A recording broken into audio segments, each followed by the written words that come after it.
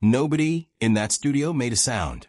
Not the audience, not the band, not the camera operators who had worked this stage for a decade and believed they had seen every possible version of a human being surprised. The Tonight Show studio, a room built for laughter, for applause, for the comfortable electricity of American entertainment, had gone somewhere else entirely. It had become the quietest place in Los Angeles. Johnny Carson sat behind his desk with both hands pressed flat against the surface. He was a man who had interviewed astronauts and presidents and legends so large they barely fit inside a television frame. He had developed, over 30 years of broadcasting, a professional stillness, a way of being present without being moved. Tonight, that stillness was gone. He was simply watching, the way a person watches something they did not expect and cannot name. And Dolly Parton, rhinestoned, radiant, a woman who had survived the sharpest edges of the music industry with her smile permanently intact, had her hand pressed against her mouth. Her shoulders moved in the small, involuntary way that shoulders move when something breaks through every wall a person has ever built. Her mascara was threatening to go somewhere it had never gone on national television. The reason none of them could speak was standing in the center of that stage. A 7-year-old girl, wearing a blue dress with white lace at the collar, a blue ribbon in her hair, and in her small arms, held with the careful reverence of someone carrying something holy, a guitar so old, so cracked, so visibly broken that it looked as though a single wrong breath might finally finish what decades had started. She was singing. For a moment, no one moved. The camera operators stayed where they were. The floor director forgot to signal the commercial break. One woman in the front row of the studio audience had covered her own mouth without realizing she had done it. The air in the room had changed in the way air changes when something true enters a space built mostly for performance. Who was this child?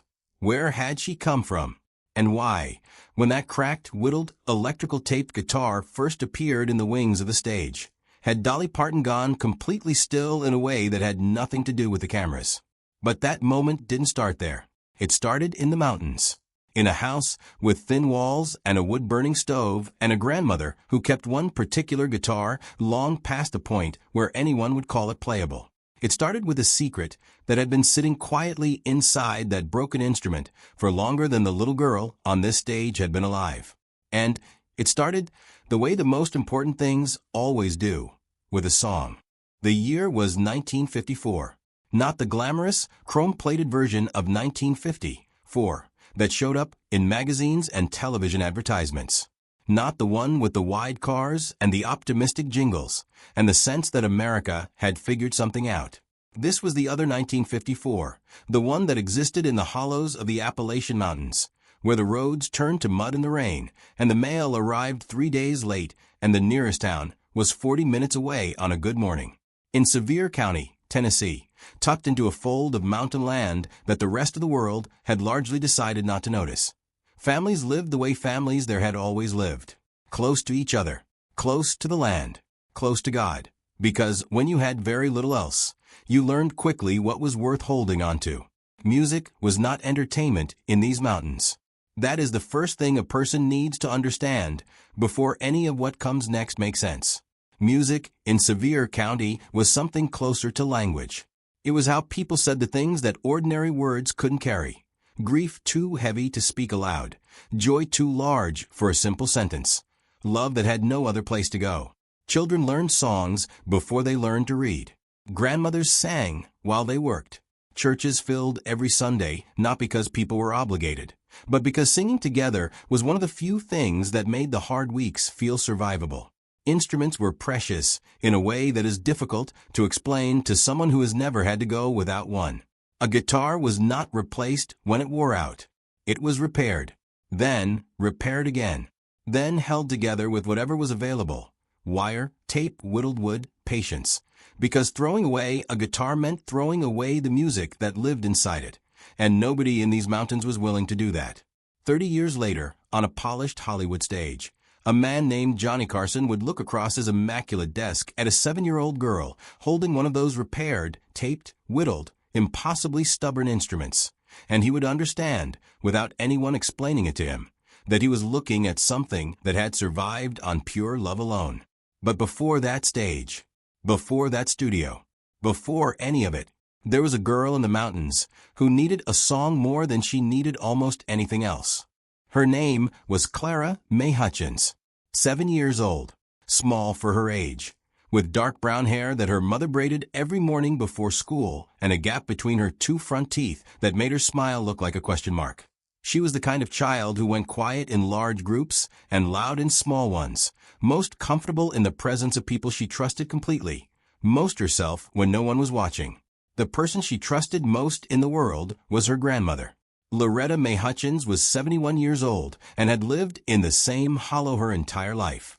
She had raised 4 children in that house, buried a husband, survived 2 winters bad enough to close the mountain roads for weeks at a time, and emerged from all of it with a particular quality that the people who knew her couldn't quite name, but immediately recognized. A settledness. The kind that doesn't come from life being easy. The kind that comes from deciding, somewhere along the way, that you are going to love whatever life gives you, even the parts that hurt. Loretta May had one possession she treated differently from everything else in the house. It sat in the corner of the main room, leaning against the wall in a spot where the afternoon light reached it for exactly 1 hour every day. A guitar, old enough that nobody in the family could say with certainty when it had arrived or where it had originally come from. Its body was cracked along the lower bout, a split that had been carefully filled with wood putty and painted over so many times the repair had become part of the instrument's character. 2 of its tuning pegs were replacements, whittled from dense hickory, wood by a neighbor who had done it as a favor decades ago. A strip of black electrical tape reinforced the place where the neck met the body, wound so many times it had become permanent. The finish had worn completely away in the places where a player's arm rested, leaving the raw wood smooth and pale as driftwood. It was, by any reasonable measure, barely a guitar anymore. Loretta May called it the singing one, not because of any particular beauty in its sound. The tone was rough, the sustain was short, 2 of the strings buzzed faintly against the worn frets. She called it that because of what happened when someone played it. Something in the imperfection of it, in the roughness and the age and the 100 repairs that had kept alive, made the music feel realer than music had any right to feel. Clara had started playing it at age 5, not because anyone taught her, because one afternoon she sat down beside it, put her small hands on the strings, and found that her fingers already seemed to know where to go. Loretta May watched from across the room and said nothing for a long time. Then she said very quietly, "That guitar has been waiting for you." Clara didn't fully understand what her grandmother meant, but she felt it. The way children feel things that adults have learned to talk themselves out of completely, without question, without needing it explained. What neither of them knew, what Loretta May had kept folded inside herself for 30 years like a letter she was waiting for the right moment to open, was that the guitar had not always been theirs. It was a Tuesday evening in October when Loretta May finally opened the letter. Not a real letter. There was no envelope, no stamp, no handwriting on paper. The letter was the kind that exists only inside a person, the kind that gets written slowly over decades, sentence by sentence, in the quiet moments between everything else. Loretta May had been composing hers for 30 years. And on that Tuesday evening, sitting in her chair by the window with the mountain going dark outside and Clara asleep in the back room, she decided it was time to say it aloud. She called for Ruth. Clara's mother came and sat across from her without asking why. Ruth Hutchins was 34 years old and had her daughter's same dark hair and her mother's same settledness, that quality of being present without needing to fill the silence. She sat and she waited. Loretta May looked at the guitar in the corner for a long moment. Then she began. 30 years earlier, in the summer of 1954, a church gathering had been held in the hollow. Families came from neighboring communities, some from as far as 2 counties over. There had been singing, as there always was, food on long tables outside, children running between the adults' legs in the particular freedom that outdoor summer gatherings allowed. And among the families who came that day was one whose name Loretta May had heard, but whose people she didn't know well. They were from a few hollows over. A large family, many children, The kind of household that moved through a room like weather. One of the daughters had brought a guitar. She was young, 12, maybe 13, small and sharp-eyed, with a way of holding herself that suggested she already understood something about the world that most people her age hadn't figured out yet. She played that afternoon, and people stopped what they were doing without being asked. That was the thing Loretta May remembered most clearly. Not the songs, not the girl's voice, though that had been something. What she remembered was the stopping. The way 20 conversations ended at the same moment because something worth listening to had started. At the end of the day, in the confusion of families gathering children and dishes and finding their way back to their various hollows, the girl left the guitar behind. Loretta May found it leaning against the church's outer wall as the last wagons pulled away. She called after them. Nobody heard. She kept it through that week, intending to return it, then through that month, and then the family moved away entirely, relocated, someone said, to another part of Tennessee, and the guitar stayed. She turned it over now in her lap, tilting the bass toward the window where the last light was still faintly reaching. There, on the underside of the body, barely visible beneath decades of wear, were two initials carved into the wood with something small and sharp. The lines were thin, made by a child's careful hand. D.P. Ruth stared at them. She looked up at her mother. Loretta May's expression was not dramatic. It was the expression of someone setting down something heavy they had carried a very long distance. The family's name, Loretta May said quietly. The ones from the other hollow. She paused. Their last name was Parton. The room held that word for a long time. Outside, the mountain had gone fully dark. Inside, neither woman spoke. Ruth looked back at the initials.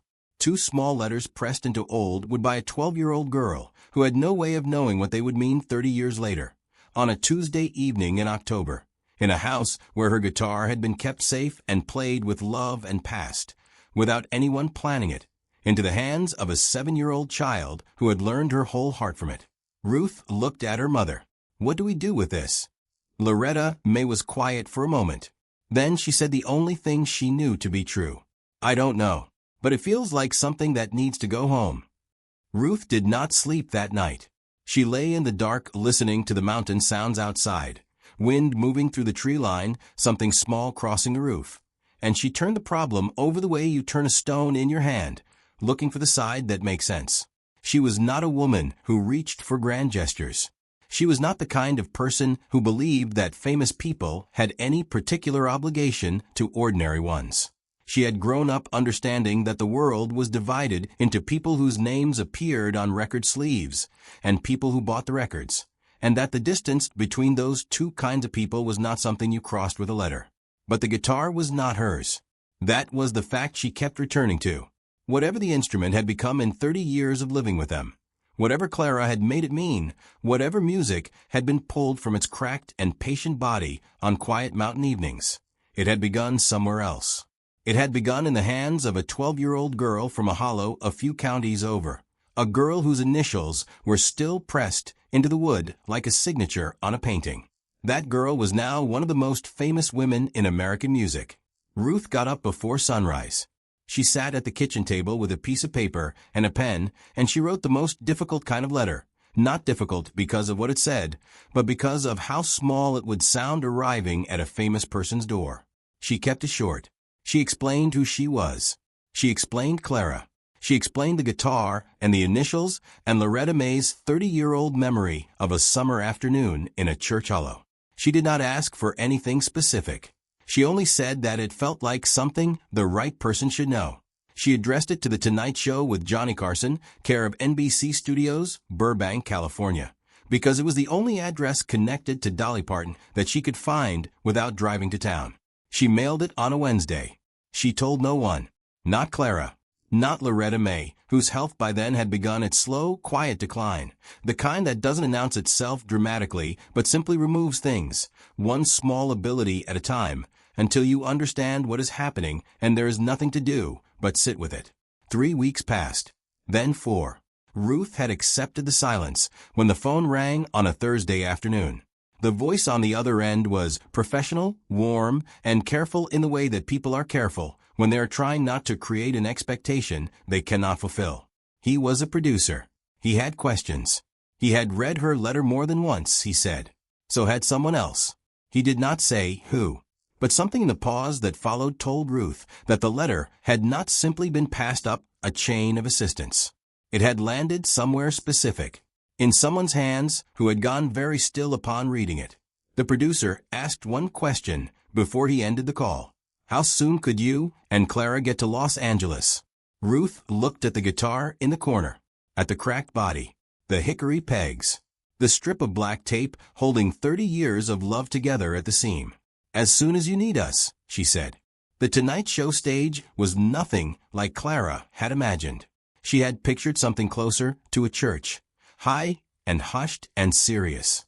Instead, it was bright and close and full of cables running along the floor like rivers, and people moving in every direction with the focused efficiency of people who did this every night and needed it to look effortless. Clara walked beside her mother through the backstage corridor, holding the guitar against her chest with both arms, the way she held it at home when she wasn't playing it but needed it near. A production assistant led them to a small waiting room. Someone brought juice. Someone else crouched down to Clara's level and asked if she was nervous. Clara thought about it seriously, the way she thought about most things. A little, she said, but the guitar isn't. The woman smiled in the way adults smile when a child says something that reaches them somewhere they weren't expecting. Nobody had told Clara who else was going to be on the show that evening. Ruth had made a decision, somewhere between Tennessee and California, that Clara should walk onto that stage knowing only what she had always known, that she was going to play a song on a guitar that had belonged to someone who deserved to have it played for them. The full weight of where she was and who was watching could come later, when Clara was old enough to carry it without it changing anything.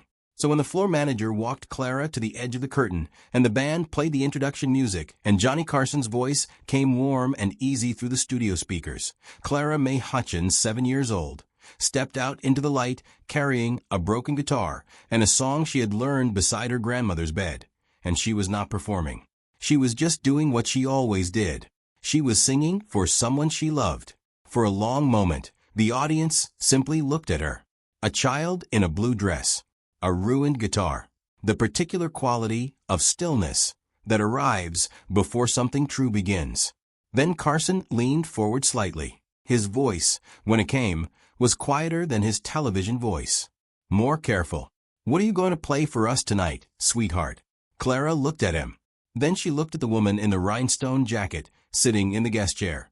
The woman with the enormous smile and the mountain in her voice and the eyes that had gone, in the last few seconds, from warm to something else entirely. Clara said, I'm going to play the song that belonged to this guitar before it belonged to us.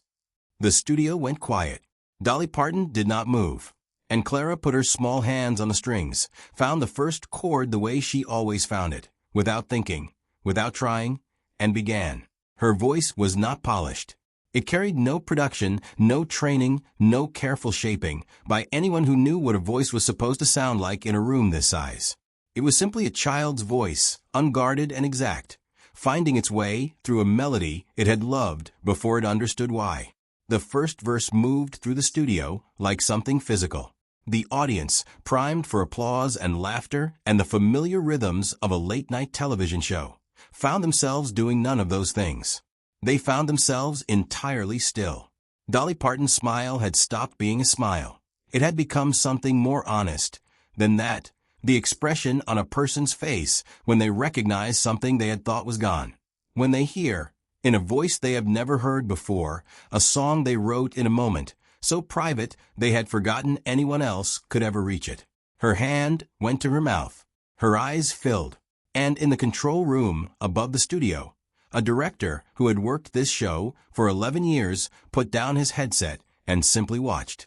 Clara finished the song the way she always finished it, without flourish, without waiting for a reaction. She simply played the last chord, let it settle into the room until it was done settling, and then looked up, the way she looked up at her grandmother when she finished playing beside her bed, checking quietly to see if it had been enough. What she saw on Dolly Parton's face told her it had been more than enough. Dolly reached forward and took the child's face in both hands. She could not speak for a moment. The audience understood. Nobody rushed her. Johnny Carson sat with his hands folded on his desk and said nothing, which was the wisest thing he had said all evening. When Dolly finally found her voice, it came out small. Smaller than anyone in that room had ever heard it. "Baby," she said, "you played it exactly right. You played it the way I always meant it to feel." Clara looked at her with the clear, uncluttered eyes of a child who has not yet learned to be overwhelmed by a moment. "My grandma taught me," she said. "She said the song already knows what it wants to be. You just have to get out of its way." Dolly closed her eyes. One tear moved down her cheek, and she did not wipe it away. In the wings, Ruth Hutchins pressed her hand flat against the wall to steady herself. Loretta May had passed away 6 weeks earlier, quietly, on a Sunday morning, with the mountain outside her window, and no particular fuss. She had not lived to see this night. But standing in the wings of the Tonight Show watching her daughter hold a broken guitar in the arms of the woman whose name was carved into its wood, Ruth understood, with the full weight of her whole body, that Loretta May had known exactly what she was doing when she asked for it to go home. The guitar had not been lost. It had been kept, carefully, lovingly, across 30 years and 2 pairs of hands and one small girl who had learned from it the only thing that had ever really mattered, that a song doesn't belong to the person who wrote it. It belongs to everyone who ever needed it.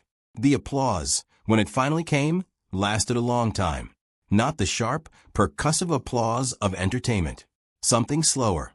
The kind that comes from a room full of people who have just been reminded of something they already knew but had temporarily forgotten. That kindness outlasts fame. That music outlasts everything. And that the most important things in this world have a way of finding their way home even when nobody is guiding them. Even when nobody is guiding them. Even after 30 years. Even through the hands of a 7-year-old girl in a blue dress who had no idea, when she walked out onto that stage, that she was carrying something back to where it had always belonged. Fame may fill an arena, but kindness, real kindness, can fill a lifetime.